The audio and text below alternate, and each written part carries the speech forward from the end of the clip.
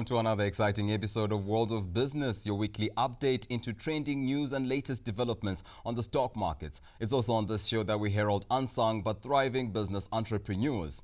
Now, recently, Cabinet announced the intention to sign a $455 million United States dollar 15-year concession agreement with India's Jindal Africa to refurbish 6 units at the Hwange thermal power station, the largest coal plant in Zimbabwe. Now we're going to unpack what this means for Zimbabwe and the economy and the energy sector at large. But first, we give you the exchange rates as they are recently.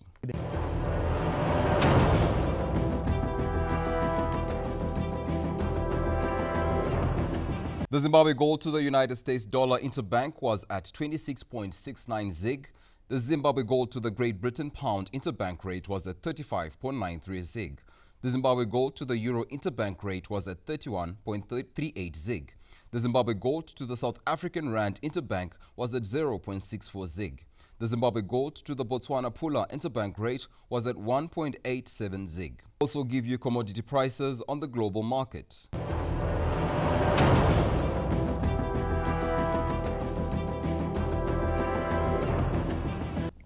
Gold per ounce traded at $3,686 after it went up by 0.11 percentage points. Silver per ounce traded at $41.63 after it went up by 0.70 percentage points. Copper per pound traded at $458.30 after it went up by 0.30 percentage points. Platinum per ounce traded at $1,390.65 after it went up by 0.16 percentage points.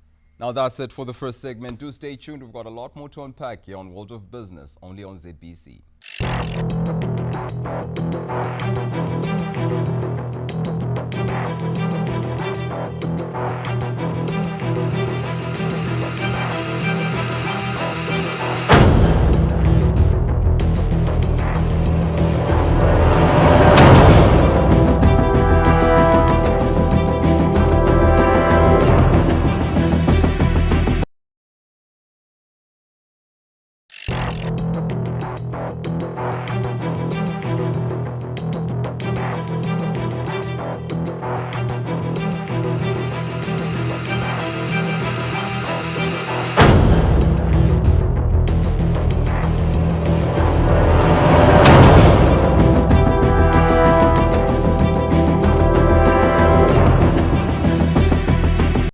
Welcome back to the second segment of World of Business here on ZBC.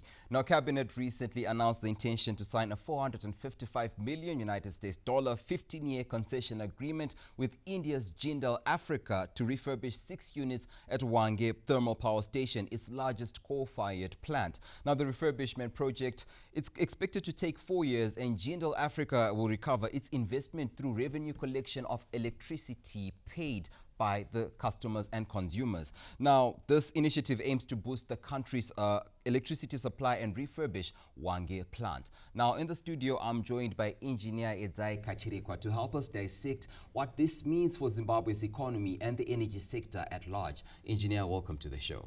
Thank you very much. We're excited to have you on the show. Now, let's just jump straight into it. Cabinet recently announced the plans or intentions to sign the $455 million United States dollar deal, the 15-year concession deal with Jindal Africa. Can you walk us through the key objectives of this partnership?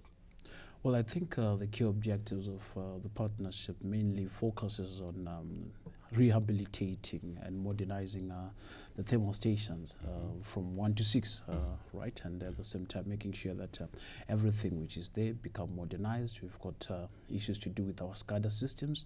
And then at the same time, the government really knows that the economy on its own, it's expanding rapidly, especially if you look at the industries that are actually being constructed in Zimbabwe. Not just the industries, even the households, they all need power. So what they then did was to enter into a build, operate, transfer model, which is actually cheaper as well for the government. Okay. Yeah, because the government is not injecting money. The government is just giving you what needs to be done. Yes, you're going to then, of course, get your money back through selling selling of electricity, probably through ZETDC, and being managed by Zimbabwe Power Company, together with Jindal. But I think it's actually a good initiative which the government has actually done. Okay, now in terms of energy output and national grid stability for the next 2-3 years, now what does this refurbishment of Hwange's Unit 1 to 6 mean? Well, I think the program will actually unlock hundreds of megawatts. It's actually good news, especially to every Zimbabwean who's sitting at home, who's wondering, okay, the next 2 years, am I going to be having enough electricity? But that's exactly what is actually cushioning and making sure that, well, with what we are also doing with the private sector, remember Jindal is actually a private player, and the government, that's the owner of Hwange. So I think it's actually a good idea. Okay. Yeah, okay. Definitely. So these private public partnerships are actually good? 100%. Okay. 100%. All right, now, Engineer Kachilekwa, from a technical perspective, what is the significance of refurbishing Unit 1 to 6 at Hwange Power Plant? Well, you see, the technical refurbishment, you notice that to actually give us, we have to look at one turbines, generators, auxiliaries, and once all that is actually done, it simply means that as a country which has been faced by outages, those outages will now be forced out. I like that. All right. And we will also make sure that we need to upgrade the protection systems and the control systems as well. So I think that, that's a major takeaway from this one. Okay. Now, can you explain how this deal fits into the government's efforts to attract long-term strategic foreign investment into key sectors of energy? Well, remember, energy is the backbone of any country, and I always repeat it again and again, because if you look at agriculture, you need electricity. Yes. You cannot run a sustainable agriculture where you don't have electricity. You look at our mining, you also need electricity. You look at the manufacturing industry.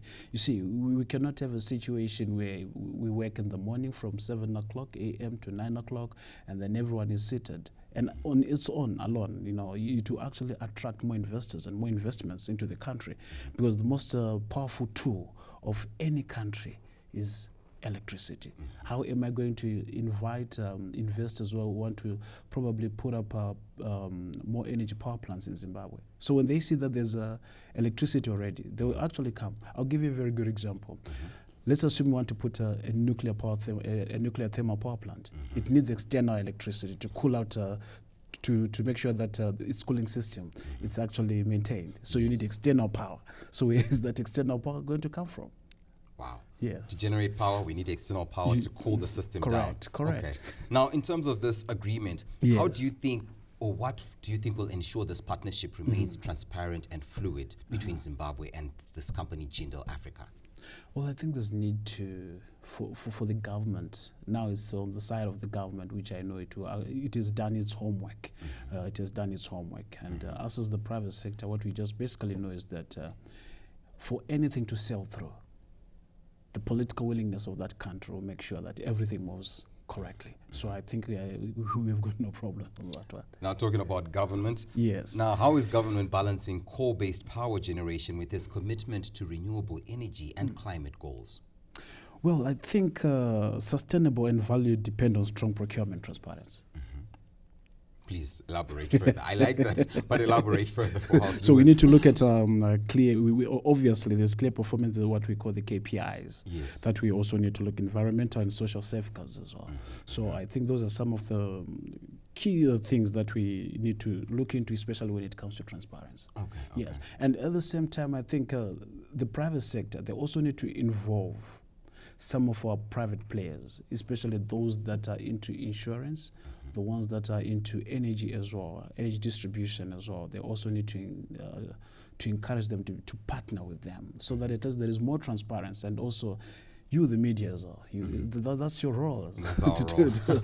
And we will play our part. Yes, and when you play that part, then obviously everything becomes much easier, and there must be strict reporting.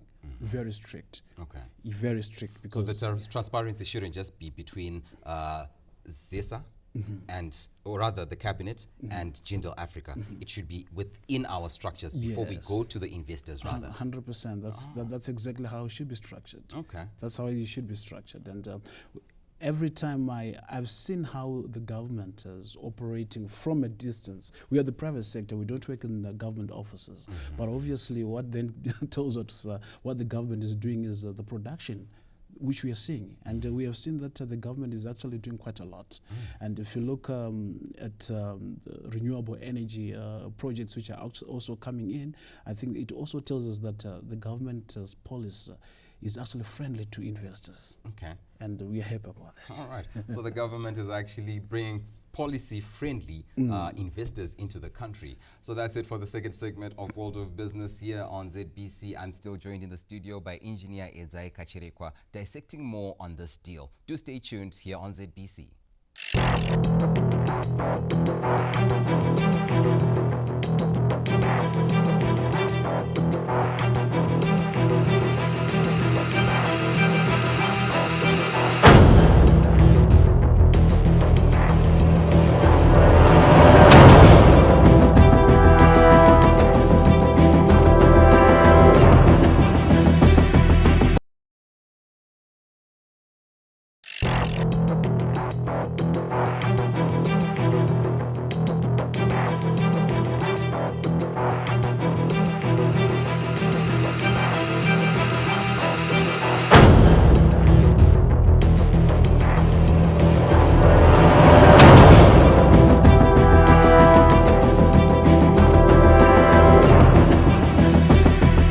Back to the third and final segment of World of Business, and we're still joined in the studio by engineer Edzai Kachirekwa. And in this segment, we're going to look at the technical insight, project feasibility, and energy landscape, as well as business impact. And engineer, can you help us understand what 920 megawatts from Hwange really means in practical sense for businesses and everyday consumers?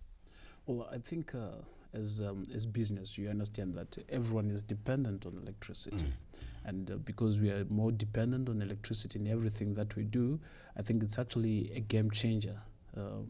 If I've got my I always want to give examples. I've got a mine, which is actually giving me approximately maybe 15, 20 kgs of gold per year, or that's per annum, right? And I don't have electricity. What it basically means is that it's actually going to affect the GDP of the economy.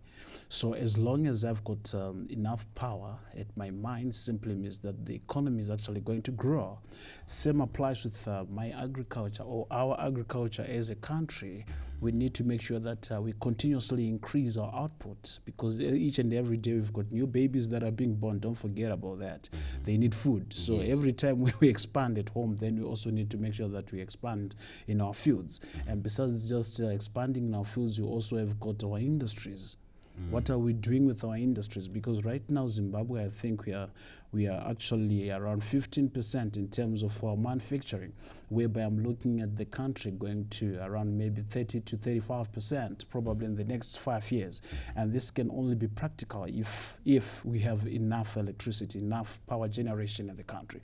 So that's what it basically means, the 920 megawatts. But we're not just looking at the 920 megawatts alone, what it is actually going to do as well, because we are basically saying as a country we also need to increase from 920 because it's 1 in 6 that are actually going to give you the 920. Unit 1 and 6. We're 1 in 6, and remember 7 and 8 is giving you 600 megawatts.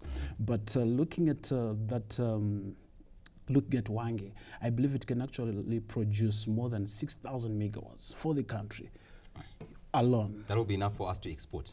That will be enough for us to export, but I'm always encouraging that we also need to make sure that by 2030 we must be producing approximately not less than 10,000 megawatts as Zimbabwe. All right. Yes. Now, as Zimbabwe as well, Zimbabwe is also investing in other forms of energy. You're looking at solar, you're looking at hydro, you're looking at other renewables. Yes. Now, where does coal-based energy fit into the national energy mix going forward? Say, the 10-year projection that you gave, or at least the 5-year projection by 2030.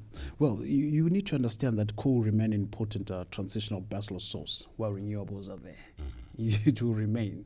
And looking at it, I don't think we are going to give it 10 years.